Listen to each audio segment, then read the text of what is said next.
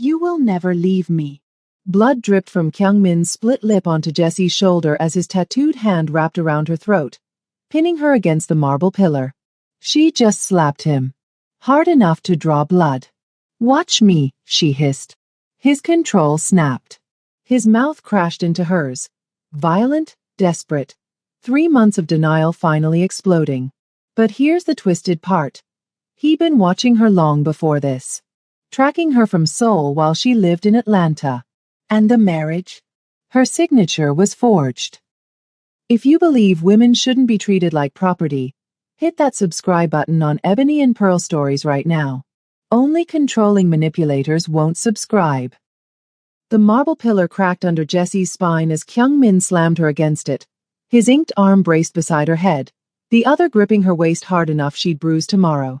Blood dripped from his split lip onto her collarbone. Yes, she had done that. She'd slapped him hard enough to split skin when he tried to lock her in the penthouse again. You never listen, Kyungmin growled, his free hand sliding up to wrap around her throat, thumb pressing against her racing pulse. I told you not to leave. I told you they're watching. And I told you, she hissed, arching into his grip just to watch his eyes darken, just to prove her point, that I'm not your prisoner. His tattooed fingers tightened. Not enough to hurt, enough to own. The dragons inked across his chest seemed to move with every breath, coiling tighter. You're my wife. Same thing, isn't it? She whispered. He spun her around, pressing her face first against the cold marble. His bare chest crushed against her back, his breath scorching her ear. The silk robe she wore slipped off one shoulder, exposing skin he couldn't stop staring at. Glass from their fight crunched under his feet. You want to leave so badly? His voice dropped to something lethal. Walk out that door. See how long you survive without me. 3 months of marriage. 3 months of this violent dance where they circled each other like wounded animals, wanting to destroy each other, wanting to consume each other, never crossing the line that would detonate everything. I should let you go, he whispered, his lips brushing the shell of her ear. Let you see what the world does to women who think they don't need protection. Then do it. She turned her head, her mouth inches from his. Let me go. Her hand reached back, fingers tangling in his hair, pulling him closer. Or keep me. But make a choice, dear Mafia husband, because I'm tired of this game. You will never leave me, he snarled. Watch me, she breathed. His control shattered like the glass scattered across their floor. Now, let's rewind 3 months. Before the marriage. Before the bloodshed. Before the moment Jessie Kinzer learned what a man like Bae Kyung-min becomes when the woman he's claimed tries to walk away. The conference room in Atlanta smelled like expensive coffee and corporate lies. Jessie Kinzer sat across from her boss, Malcolm Chen, watching him avoid her eyes for the 4th time in 10 minutes. Her laptop bag sat heavy on her lap. She'd come straight from debugging a security breach, the 3rd one this month that wasn't her fault but would somehow end up on her record anyway. Pack your things, Malcolm finally said. You're going to Seoul. Tomorrow. Jessie laughed. Actually laughed. Seoul? I have the Morrison account presentation on Friday. I can't just. The presentation is cancelled. Everything's cancelled. He slid a folder across the polished oak table. Bae Industries is acquiring our cybersecurity division. They want you specifically. It's a strategic partnership. Strategic partnership. The words tasted wrong in her mouth even before she opened the folder. Her life had been a disaster for 8 months. A broken engagement to a man who chose his career over her. A mother drowning in medical debt she couldn't pay. A corporate scandal she'd witnessed but couldn't prove. One that had her name circling in whispers she couldn't escape. Seoul felt like running away. Seoul felt like a chance to breathe. How long? She asked. Permanent relocation. Housing provided. Salary tripled. Malcolm's fingers drummed the table. They're very generous. Generous. Another wrong word. 24 hours later, Jessie stood in a penthouse office overlooking Seoul's glittering skyline, her contract spread across a desk that cost more than her car. Sign here. The lawyer, A woman in a suit sharp enough to cut pointed to a line at the bottom. And here. And here. Jessie skimmed the pages. Employment terms. Non-disclosure agreements. Benefits package. Everything looked standard until she reached page 17. Marriage clause. Her blood turned to ice. What the hell is this? The lawyer's expression didn't change. Mr. Bay requires a legal union to facilitate your work visa and security clearance. It's a formality. You'll receive additional compensation. This is insane. Jessie stood, the chair scraping violently. I'm not marrying someone I've never met for a job. You already did. The lawyer pulled out another document. Jessie's signature, perfect, forged, legal. Already decorated the bottom of a marriage license dated 3 days ago. How? Your company provided the necessary documentation. Everything is legal under both Korean and American law. The wedding is scheduled for Saturday, 2 days from now. The lawyer closed her briefcase with a crisp snap. Mr. Bay will see you then. Jessie wanted to scream, wanted to run, wanted to call a lawyer, the police, the American embassy. But her mother's medical bills sat in her email inbox. The corporate scandal had blacklisted her from every tech company in Atlanta. And Malcolm had made it very clear. Refuse this, and she'd be terminated with cause. No severance. No references. Nothing. They'd trapped her perfectly. The wedding happened in a private hall with 500 guests she didn't know. Jessie walked down an aisle covered in white roses toward a man she'd never seen in person. Bae Kyung-min stood at the altar in a black suit tailored so precisely it looked painted on. Even from a distance, she could see the tattoos peeking from his collar, snaking up his neck. He was devastating. Cold. Beautiful in the way a blade is beautiful. Something that could kill you while you admired it. When she reached him, he didn't smile. Didn't take her hand. Just looked at her with those dark, unreadable eyes like he was calculating her worth down to the dollar. The officiant spoke in Korean. Jessie understood none of it. When they were told to kiss, Kyung-min's lips barely brushed hers, a touch so brief she wasn't sure it happened. His mouth was cold. His eyes were colder. At the reception, while 500 strangers celebrated a transaction disguised as love, he leaned close enough that she could smell his cologne, something expensive that made her stomach flip traitorously despite her fury. Let me be clear about our arrangement, Mrs. Bay. His English was perfect, his accent barely noticeable. You'll live in my home. You'll attend events as required. You'll play the part of my wife in public. He paused, his gaze sliding over her like she was a problem to solve. In private, you stay out of my way. I won't touch you. You won't warm my bed. Understood. The dismissal in his voice made her burn hotter than shame. Crystal clear. Jessie smiled sweetly, venomously. Though I should warn you, I don't follow orders well.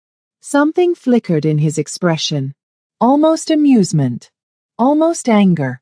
You'll follow mine. We'll see about that.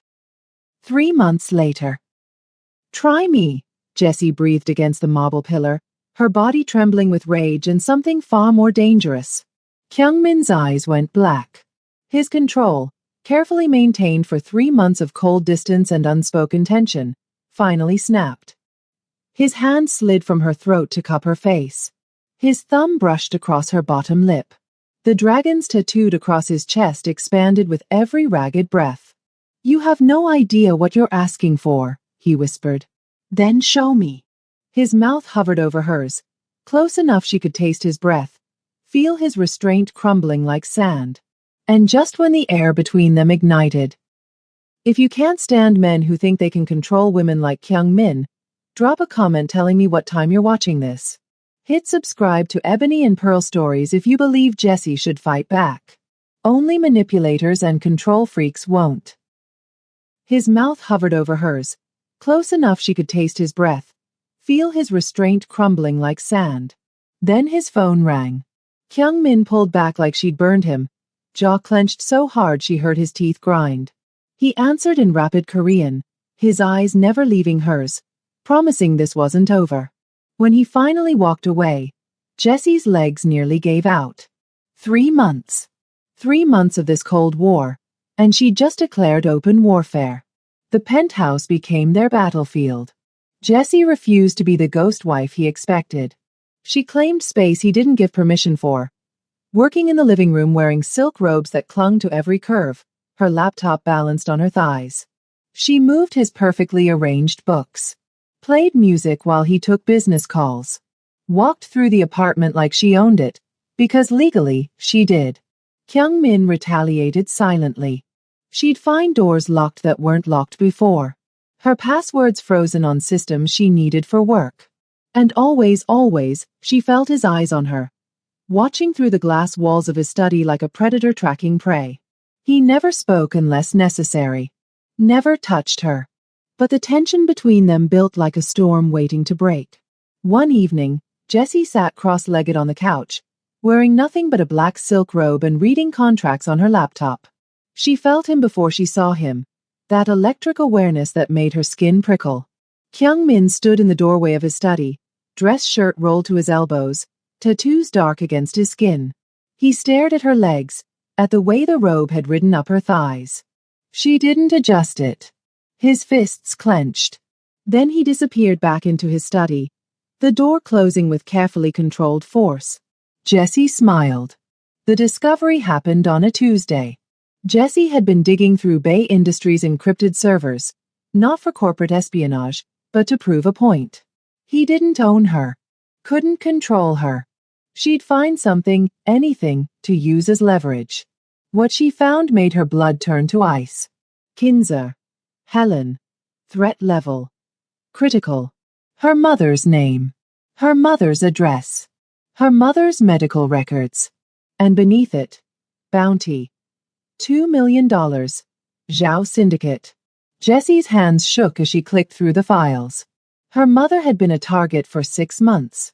A rival syndicate had wanted leverage over Bay Industries' cybersecurity operations. Jesse was the key to accessing systems they couldn't breach. The marriage wasn't about alliance. It was about ownership. About neutralizing a threat before someone else weaponized it. Kyung-min had married her to control the situation, to make sure no one could touch her mother, to claim Jesse before she became someone else's bargaining chip. She wasn't chosen. She was claimed like territory. Jesse found him in his study at midnight, standing at the window overlooking Seoul's glittering skyline. "Why didn't you tell me?" Her voice cut through the silence like a blade. He didn't turn around. "You didn't need to know. My mother had a bounty on her head. I didn't need to know." She stepped closer, fury making her reckless. "You married me to control a threat. To own the problem before someone else did." "Yes." His answer was simple. Cold. "You're not my keeper." Finally, he turned. His eyes were darker than she'd ever seen them. "I am now." "That's not how this works." "That's exactly how this works." He moved toward her, each step deliberate. "You think you're trapped? You were dead the moment they noticed you. Your mother was dead. I gave you both a chance to survive. By making me your property?" His jaw flexed. "By making you untouchable." Jesse wanted to slap him again. Wanted to scream. But something in his expression stopped her. Something raw beneath the ice. "You could have told me," she said quietly. "And you would have run." His fists trembled at his sides. "You would have tried to save her yourself and gotten killed." He walked past her, shoulders rigid with control barely maintained. The door to his bedroom closed with a soft click. After that night, Jesse's rebellions became deliberate. She started wearing his shirts, white button-downs that hit mid-thigh, nothing underneath. Started doing yoga in the living room in sports bras and shorts that left nothing to imagination. Started applying lotion to her legs while he worked, the sound of her hands sliding over skin the only noise in the silent apartment. Kyung-min's control frayed visibly. His eyes tracked her thighs when she crossed her legs. His fists clenched white when she bent over. His breath hitched when she walked past wearing robes that slipped off her shoulder. One evening, she found him in the kitchen, pouring whiskey with shaking hands. You test me because you want me to break, he said without looking at her. Jessie stepped closer, her robe sliding down one shoulder. And you don't. His eyes dragged over her exposed skin like a physical touch. Jessie. You married me to protect me. She moved until she was close enough to feel his heat. But who's protecting you from me? His glass hit the counter hard enough to crack. He walked away, disappearing into his room like she was the danger. That night, Jessie lay in bed pretending to sleep. At 2 a.m., her door opened. Kyung-min stood in the doorway, shirtless, tattoos dark against his skin in the moonlight.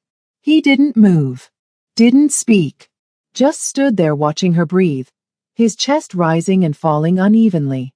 Jessie kept her eyes closed, her heart hammering so loud she was sure he could hear it. 10 minutes passed. She heard his sharp intake of breath, heard him whisper something in Korean that sounded like a curse and a prayer combined. Then the door closed.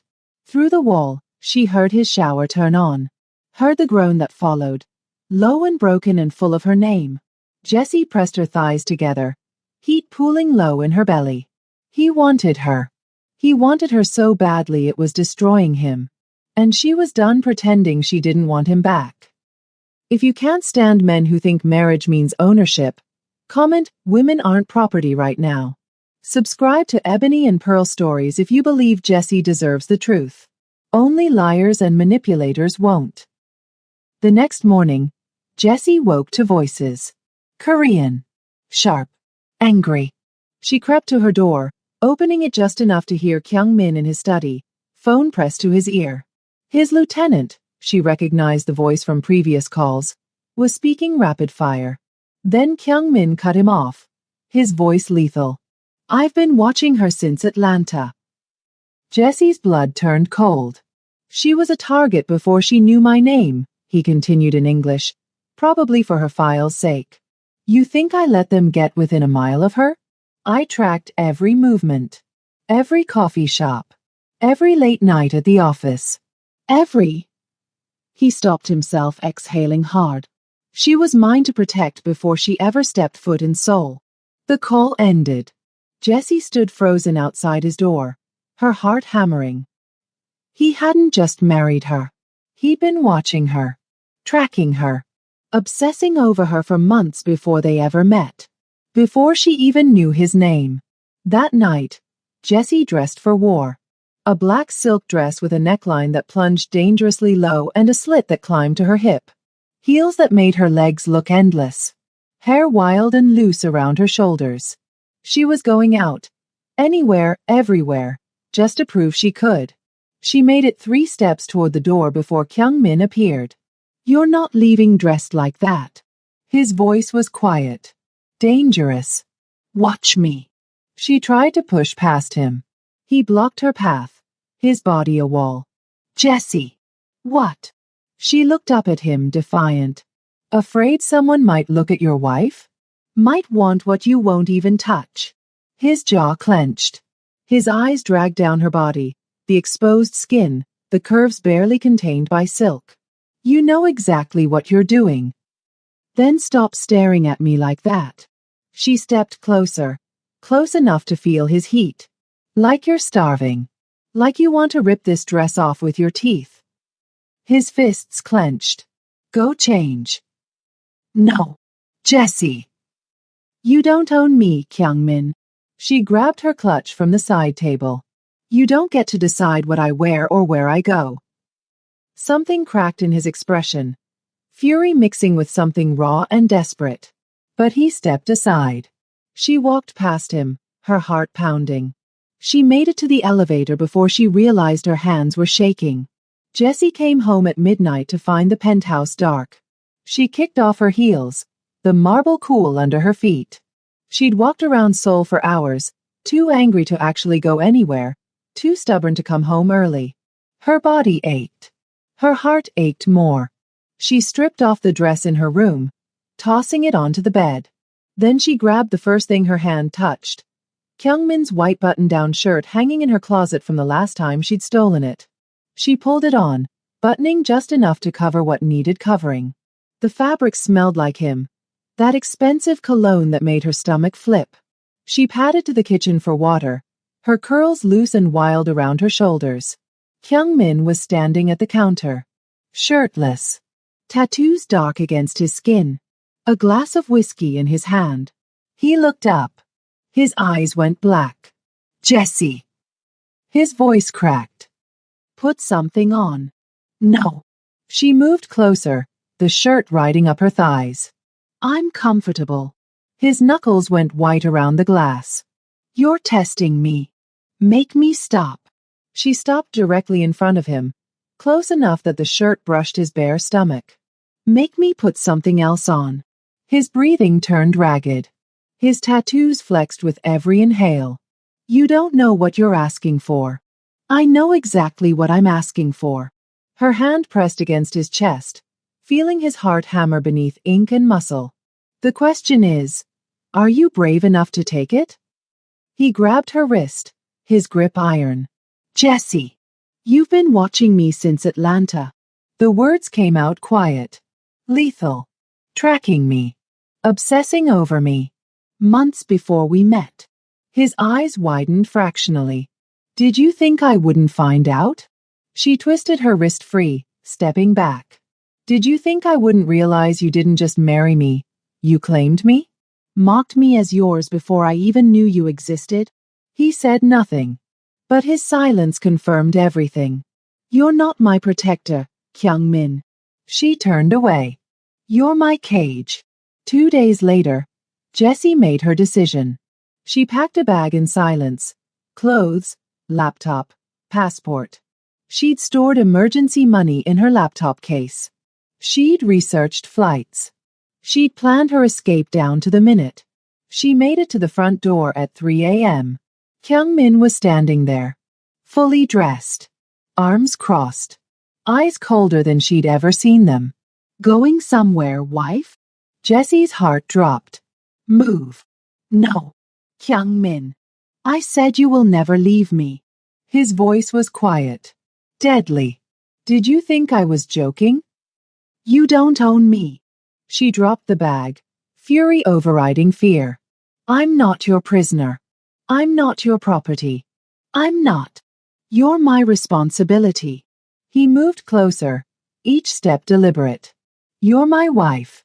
You're under my protection whether you like it or not." "I don't need your protection. You need it more than you know." His control was fracturing.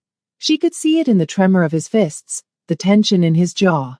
"They're still watching. Still waiting. The moment you step outside that door without me, you're dead." "Then let me die." The words tore out of her.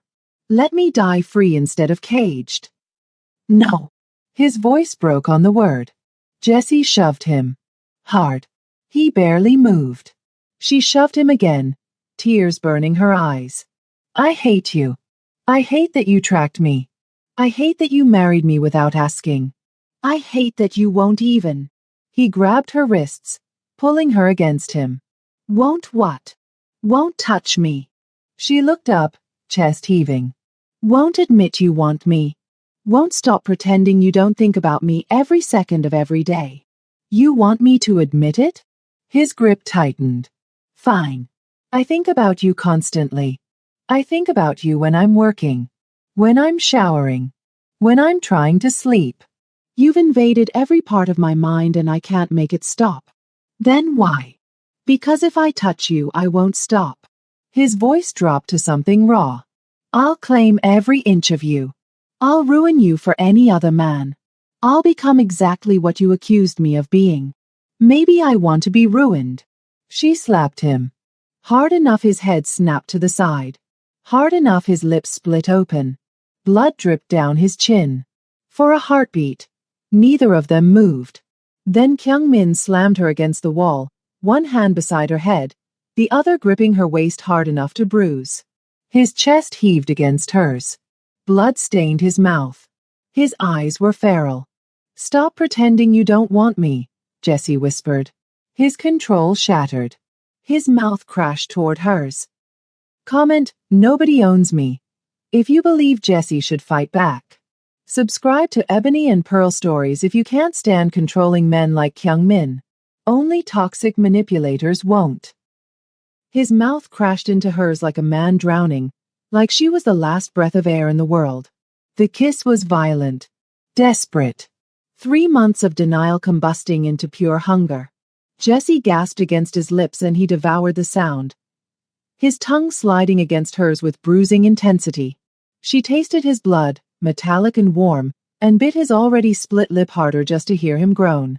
His hands were everywhere, tangling in her hair, gripping her waist, sliding down to lift her effortlessly, her legs wrapping around him on instinct. Kyung Min. His name came out broken. Shut up, he growled against her mouth, pressing her harder against the wall. His tattoos flexed as he held her, dragons coiling across his arms like they were alive. Just shut up and let me.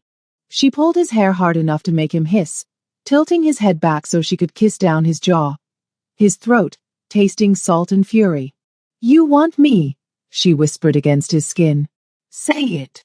I want you. The confession tore out of him raw and jagged.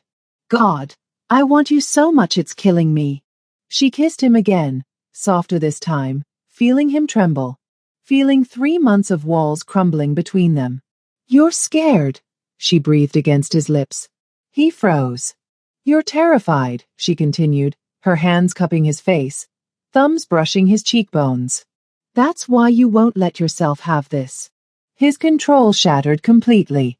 I'm scared of losing you. The words ripped out of him like confession and curse combined. His forehead pressed against hers, breath ragged. You're the only weakness I have, Jesse. The only thing that could destroy me. His voice dropped to something broken. And the only thing I'd kill for. Her breath stuttered. I've killed for you already, he whispered. People who got too close. People who asked too many questions. I've had blood on my hands because of you since Atlanta, and you didn't even know I existed. Kyung Min. His mouth found hers again, softer now, almost reverent. Like he was memorizing the taste of her.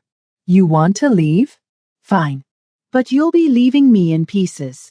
Jesse's heart cracked open. She was about to respond when, crash, glass exploded inward.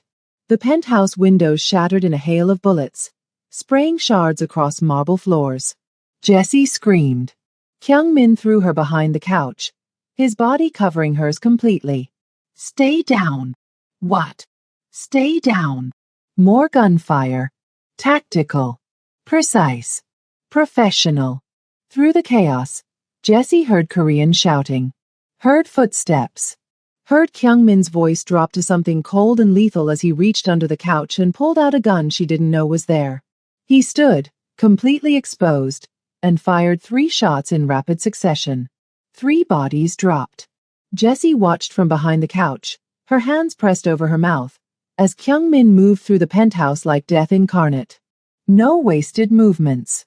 No hesitation. Just brutal, terrifying efficiency. Another intruder came through the shattered window. Kyung Min didn't use the gun. He broke the man's neck with his bare hands. The apartment fell silent except for their breathing. Kyung Min stood in the center of the wreckage, shirtless, tattooed, covered in blood that wasn't his. His chest heaved. His eyes scanned for more threats. Then he looked at her. Are you hurt? His voice was surprisingly gentle. Jessie shook her head, unable to speak. He crossed to her in 3 strides, pulling her up and into his arms. His hands roamed over her body, checking for injuries, for blood, for any sign she'd been hit. I'm okay, she finally managed. I'm okay. His forehead dropped to her shoulder. They found you. Who? Zhao Syndicate. His voice was muffled against her skin. They've been waiting for an opening. Waiting for me to slip. He pulled back, cupping her face with blood-stained hands. This is why I can't let you leave. This is why I tracked you. Why I married you. Why I... He stopped, jaw clenching. Jessie covered his hands with hers. Why you what? Why I can't breathe when you're not near me. The confession hung between them like something sacred. Sirens wailed in the distance. His security team would arrive any second. But in this moment, in the wreckage of their penthouse with bodies on the floor and blood on his skin, it was just them. "You leave me, you die," he said quietly, desperately. "You stay, I protect you. That's the deal. That's always been the deal." Jessie looked up at him, this beautiful, lethal man who'd killed for her, married her, obsessed over her from thousands of miles away. "What if I stay because I want to?" she whispered. His breath stopped. His eyes searched hers like he was looking for the lie, the trick, the trap. "What if I stay because I want you?" she continued, her voice stronger now. "Not because I'm scared. Not because I'm trapped. But because I..." He kissed her. Slow this time. Trembling. His blood-stained hands cradled her face like she was something precious, breakable, holy. When he pulled back, his voice was wrecked. "Say it again. I want to stay. Again. I want you, Kyung-min." His control didn't shatter this time. It surrendered. If you believe love shouldn't come with chains, comment "Love isn't ownership" below. Subscribe to Ebony and Pearl Stories if you think Jessie deserves to choose for herself. Only controlling monsters won't. Police sirens wailed closer, their red and blue lights painting the destroyed penthouse in violent color. Jessie was shaking. She couldn't stop. Adrenaline and shock coursed through her veins like ice water. Kyung-min pulled her into his arms, careful despite the blood covering his skin. "Look at me." His voice was gentle in a way she'd never heard before. "Jessie, look at me." She did. "You're safe," he said, his thumb brushing her cheek. "I won't let anyone touch you. Not ever." Her hand came up to cup his jaw, feeling the tension there, the barely controlled fury still simmering beneath his skin. "I'm not running anymore." Something in his expression cracked, relief so profound it looked like pain. "I know you think I'm a prisoner," she whispered, her voice steadier now. "But I'm not running. Not from this. Not from you."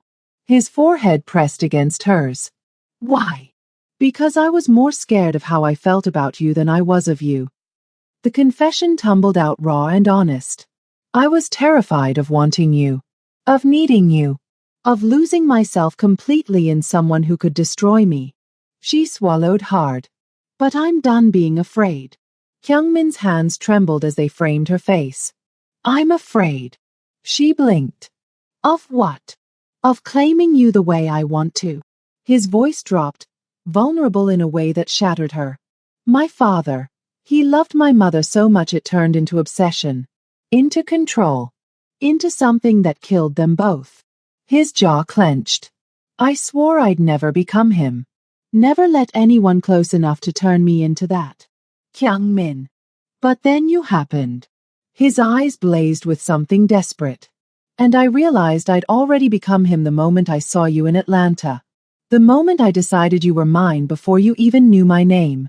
I'm terrified of what I'd do to keep you, Jessie. What I've already done." She kissed him softly, tasting blood and confession. "Then we're both terrified together." His arms wrapped around her, holding her like she was the only thing anchoring him to earth. His security team flooded the penthouse minutes later. Tactical gear, weapons, efficient and deadly. They removed the bodies while Kyung-min's lieutenant briefed him in rapid Korean. Jessie sat wrapped in Kyung-min's jacket, watching him transform. The vulnerable man who'd confessed his fears disappeared, replaced by the cold Mafia air everyone feared. When his team finally left, he came to her. He knelt in front of where she sat, his hands resting on her knees. The dragons tattooed across his arms seemed to coil tighter in the dim light. "You will never leave me," he said quietly. But this time, it wasn't a threat. It was a vow. A promise. A plea. "Then don't give me a reason to," she replied, her hand sliding into his hair. He kissed her palm, his eyes closing. "I'll spend the rest of my life making sure I don't." For the first time since their wedding, Jessie believed him. The call came at dawn. Kyung-min had finally fallen asleep beside her on the couch, neither of them willing to leave the living room, to be apart even for a moment. His arm was draped across her waist, protective even in sleep. His phone buzzed. He answered before the second ring, his voice instantly alert. Talk. Jesse watched his expression turn to stone. He spoke in Korean, his tone lethal, then ended the call with enough force she was surprised the phone didn't shatter. What is it? She asked, sitting up. Kyung-min turned to her, his eyes darker than she'd ever seen them. The Zhao Syndicate issued a direct threat. They're coming for you specifically. They want to take you to force my hand. Fear tried to claw its way up her throat. When? Soon. He cupped her face with both hands, his touch surprisingly gentle despite the violence in his eyes. But they won't get near you. I'll burn their entire organization to the ground before I let them touch one hair on your head. Kyung-min. Let them come, he said, his voice dropping to something cold and deadly. Let them try. They'll learn exactly who my wife is. Jesse's breath caught. And who is she? His thumb brushed across her bottom lip, his eyes burning with possession and promise and something that looked dangerously close to love. Mine, he whispered. Then he kissed her like a man preparing for war, desperate and claiming and absolute. When he pulled back, his forehead rested against hers. You're mine, Jesse Kinzer. And I protect what's mine. I know, she breathed. They're going to learn that the hard way. The sun rose over Seoul, painting the destroyed penthouse in gold light. Bodies had been removed. Glass swept up. But the threat remained. And for the first time since this nightmare began, Jessie wasn't afraid. Because the monster she'd married? He was hers too. If you can't stand syndicates that treat women like bargaining chips, comment "Women aren't weapons" below. Subscribe to Ebony and Pearl Stories if you believe Jessie deserves to fight back. Only cowards who profit from trafficking and violence won't subscribe. Drop a comment telling me whose side you're on, Jessie's or the Zhao Syndicate's. And hit that subscribe button if you want to see what happens when a mafia boss goes to war for his wife. Because this story is far from over.